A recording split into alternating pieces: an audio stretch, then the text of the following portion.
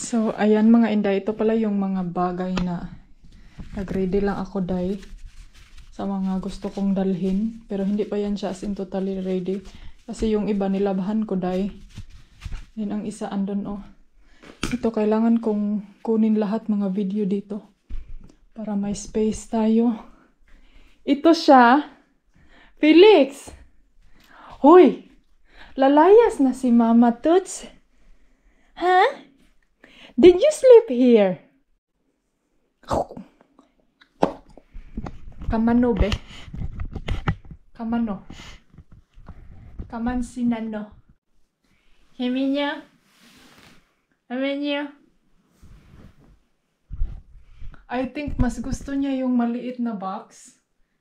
Iwan ko ba kung bakit. Sus! Hey, sus! Sus! Gusto mo ba yung maliit na box lang? Or ano ba? Gusto mo yan?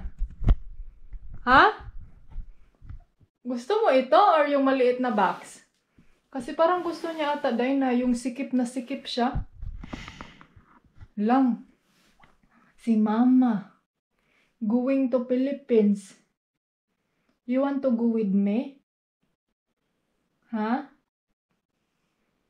Ang taman. Ano, oy. Sa mga nagtatanong, mga antikels na sino ang maiwan kay Felix. Ay, medyo malungkot but hindi ko siya kayang dalhin mga inday. Kailangan ko siyang iwan dito kasi hindi ko kayang dalhin lang. Lalo na malayo-layo ang travel ni Mama. Kaluoy manoy. Mag-good boy lang ka ha. So hindi namin siya isasama kasi yun nga may ano ako. So baka mahirapan ako mga anti-kadayor sa pag-travel namin. And then ayaw kong i-rest yung sarili ko. And then baka din kasi magka-problema ako sa kanya sa airplane. So ang gagawin na lang namin is iiwan namin siya. Maghanap kami ng pension na mag-enjoy siya. Parang feel ko dahil nakakaintindi siya dahil nakikinig. Nakikinig ikaw? Sige na makakatog. Oy. Did Daddy give you wet food? Ay, shush. Ay. Tigidik. So, yes mga ante.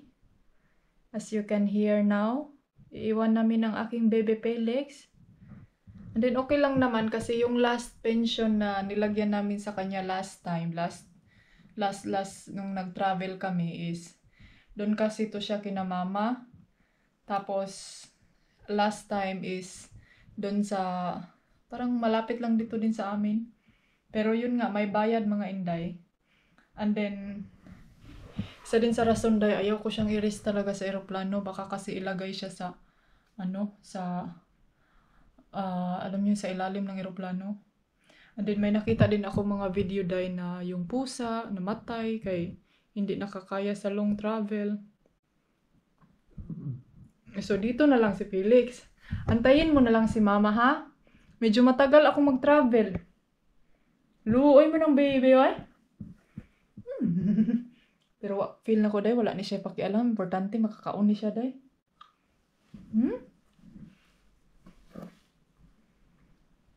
Ay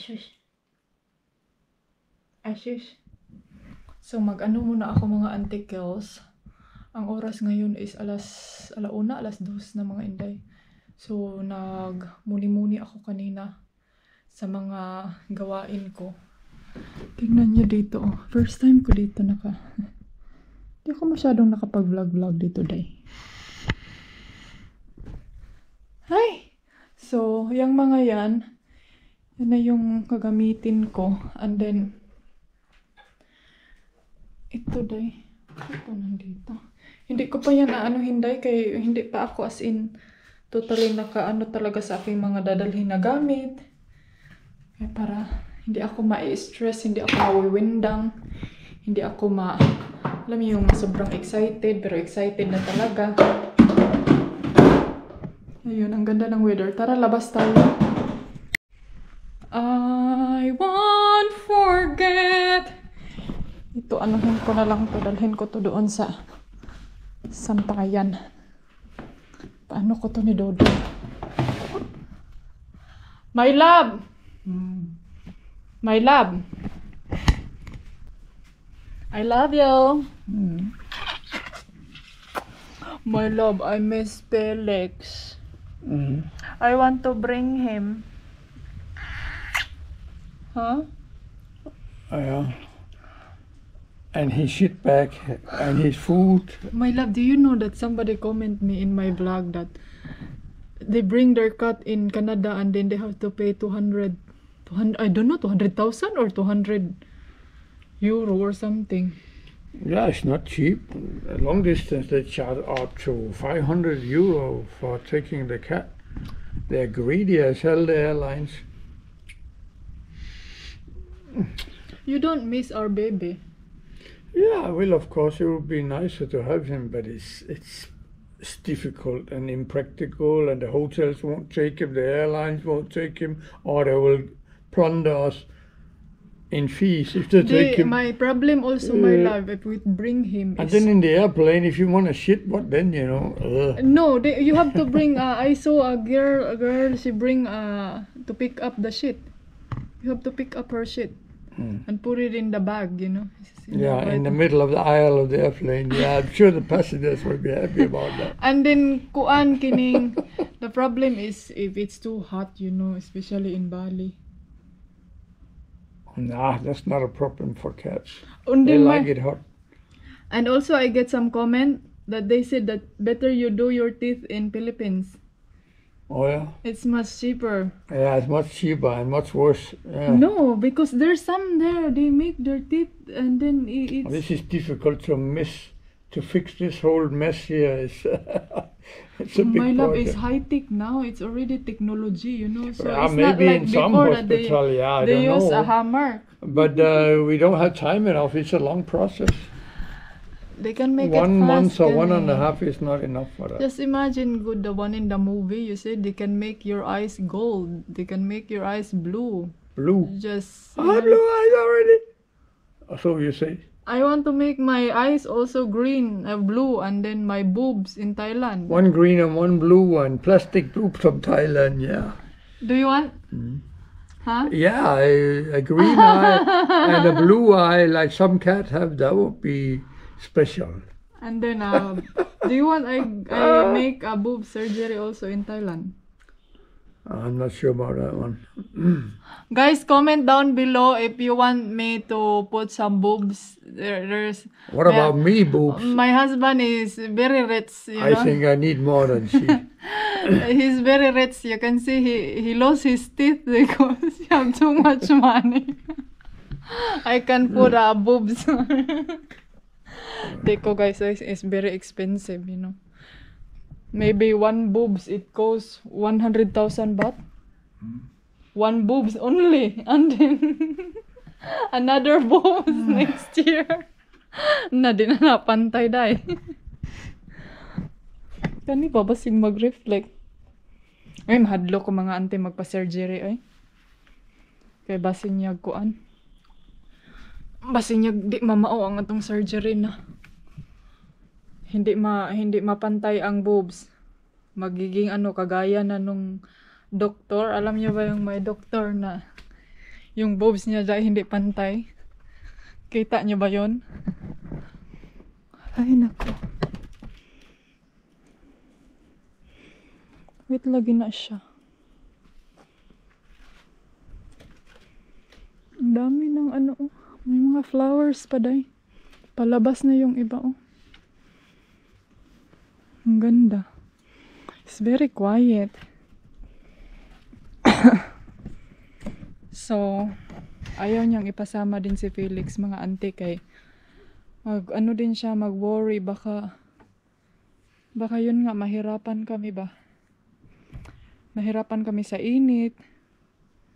And then kasi syempre mag-travel mga inday so and then sa hotel din yun yung ko kasi may mga hotel baya mga anticles na hindi sila hindi sila tumatanggap ng ng mga pets or animals. And then kami, syempre, mahilig kami sa mga, alam nyo yung adventure ba? At least may na kami, may place na kami na kung saan namin ilagay si Felix na hindi siya maboboard, and then tatawag kami sa kanya if ever na gusto namin kausapin si Felix. So, yes mga auntie. And hopefully everything is okay. Bukas siguro or the next day, yung doktor ko mag-send na siya sa may kinuha lang siya sa aking mga ibang information. Mag-send na siya sa akin ng papers para ma-approve. So I'm so excited mga inday. Very, very excited. So relax lang inday ani. Kasi alam nyo ba sa ka-excited ko din na naginip na ako ng eroplano. Ako na dyan. Bakit hina ng boses mo day? Bakit ang dilim dito sa bahay ni Mami? Woo! Woo! Gusto ni Dodong ng krosong. Bigyan ko siya ng krosong mga inday. Kay may krosong kami na yung chocolate ba? Left over. Lulutuin ko mamaya. Kaya mag-car nila ako day. Kasi ito day, pakain ko to sa kanya. Kaya parang to parang hindi nagganda yung ko. Parang nangangati ako pagkain ko.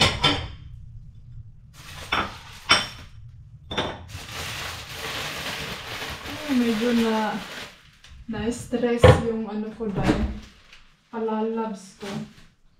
So kailangan ko siyang patawahin. Na-stress siya sa kanyang mga problema. Daming problema dahil pero hindi ko na i-share sa inyo. Kay pati problema ko dahil i-share ko na sa inyo. Problema pa ng asawa ko. Ay, wag na ay. Sabihin niyo sa akin, ano ba itong mag-asawang to? Ang daming problema. Daday. Okay na yung makita niyo yung asawa ko na nakasmile minsan. Hatid ko muna to sa kanya, yung juice. Day, hindi niya nagustuhan ang krosong day. Ay, ito na lang day, dalhin ko ito doon sa likod para masampay ko ito. Ang ganda pa ng weather, Mainit. Ang bango ng daon ni Grabe ang bango ng daon ni day.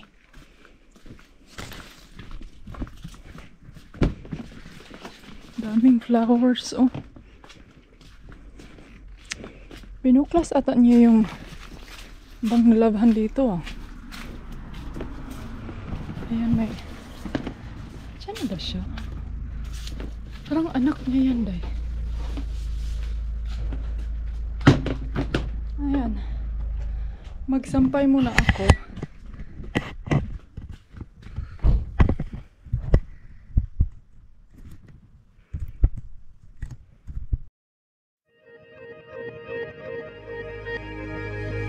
What a wonderful life. How lucky am I that I get to hold your pretty hands in mine. No clouds in the sky, nah, when you're by my side. It's like the sun is shining from those eyes. Darling, when you look at me, I forget how to breathe. The noise starts turning to a song. And I was blind, but now I see. Looked for eternity, but you were right there all along. You're where I belong. You're where I belong. With you by my side, feels like the rain is gone. I'm holding on like the sun in the sky, like the stars in the night. When I look in your eyes, I knew it all along, all along. You're where I belong.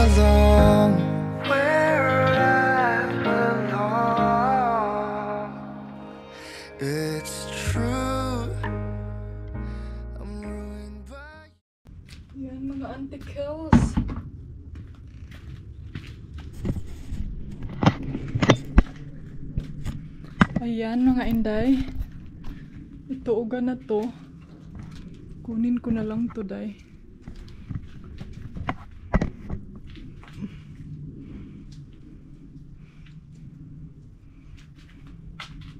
Si Felix sumunod-sunod siya sa akin.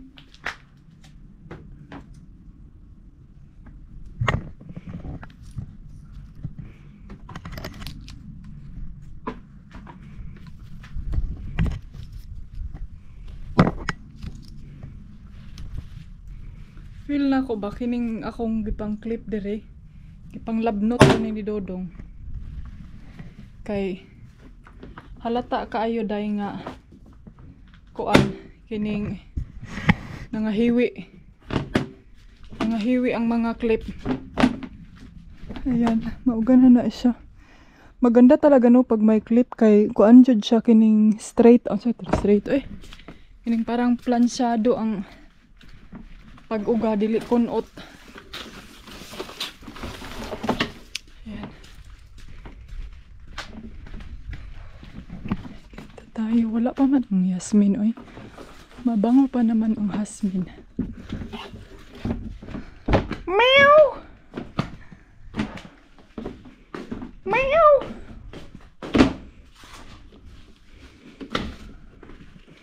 Meow!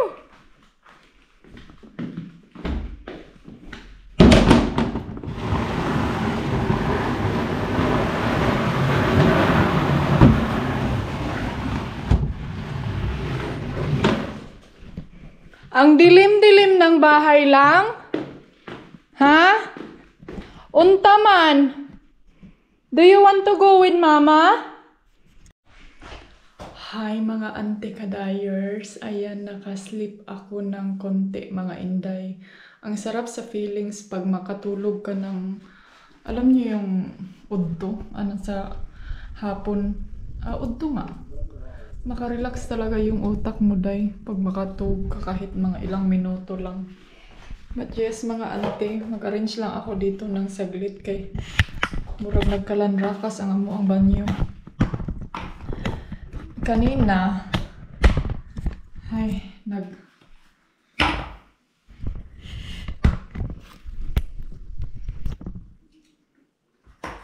nagdubli-dubli naman ni ang amo ang kuan Nag-wonder ako bakit nawala itong toothpaste, kasi naalala ko last time naglagay ako ng toothpaste dun kay mama. Sus day, tinago pala niya yung toothpaste day. So nakabili tayo ng bago nang wala sa oras. Mag-ano lang ako, lungag ko og rice. Itong t-shirt yan yung susuotin ko mamayang gabi. Gusto kong manood ng movie, Maglungag lang ko rice, tapos magtiklo tayo sa aking mga nilabhan kanina. Kasi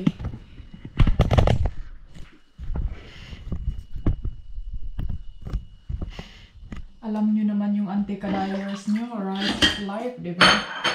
Lagay ko na lang din ito sa hugasan. Dishwashing. Kasi kanina day, luto ako ng tinapa. Nilagyan ko ng cabbage. So yan yung uulamin ko ngayon. Felix! Unsa na mapod na ha? Nangayo na po kag food. Your dry food, oy. Hindi naman siya kumakain ng dry food niya, oy. Hindi ka na kumakain ng dry food mo ba? Asa na itong taklob, ano itong kaldero? So, magpaanta. Luto ako mamaya. Mga 6 na lang siguro kasi dodong mo. Stress ang asawa ko dahil ang dami niyang mga problema sa buhay. Na, alam niyo yung feelings na gusto niyong solusyonan, pero hindi nyo masolusyonan day. So yun nga, hindi mo alam kung paano solusyonan.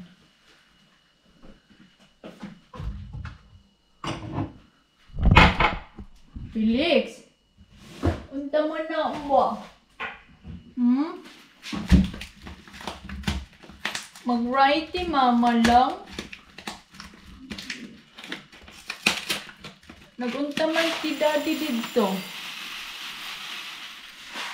Ha? Ito na si daddy, be.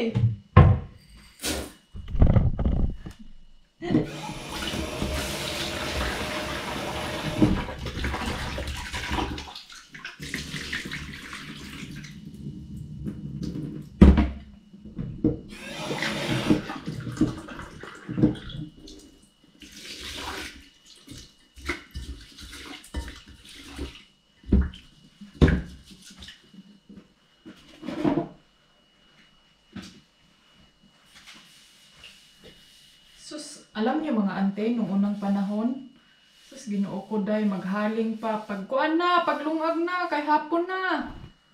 Nya, wa na mo lungag, kay maghaling, magbutuyo, pas banggir, abuhan. Ngayon day, wa na day, takang na lang, rice cooker na. Ay, social na kay mga kuan karon day. No need na maghuyop-huyop. No need na. Maguyop-huyop si Felix. Ha? Taman. Felix. Ito si daddy ka. Mag-walking mo ni daddy ka. Gusto man ni siya wet food good. Naana daddy siya day. Daddy? Mami? Kurot lagi na yung wet food. Lagi nga wa pa na. Wa pa na. Oh, hurot na ba? Saon naman lang ni. Hurot ng budget.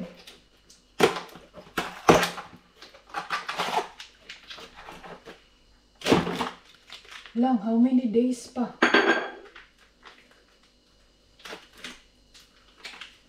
Mag-budget po kagkaon, be? Imong dry food ba? Kay wala ni mong jud kauna. Taruga sa po na, be? Eat your dry food. Favorite yun niya. Baka naman, gourmet. Sponsori po akong iring gourmet, be. Kaya ako na ko gasto ni mo.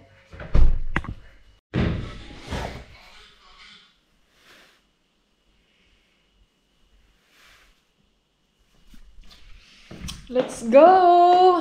Nakalungag na ang inyong auntie kadayers. Ang dilim dito, eh. Ang dilim dito sa pamamahay ko. Ang dilim dito sa mansion. Kuansa ko, be. Hi! Padinha, Ruri! Felixia, bambino!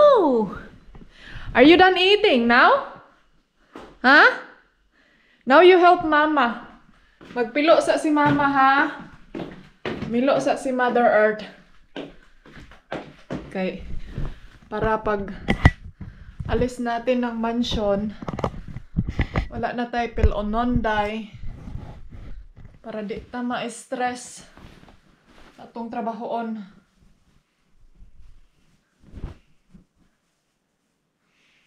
Bango. Bango ng downy. Felix! Kagabi, alam nyo ba si Felix? Day, nagsigi siya ukoy-ukoy sa pultahan. Iwan ko kung anong nangyayari sa kanya, no? Siguro gusto niyang makipaglaro. Minsan na-notice ko sa kanya, day, paggabi, energetic ayo si Felix. Paggabi, day. Grabe niya ka-full energy.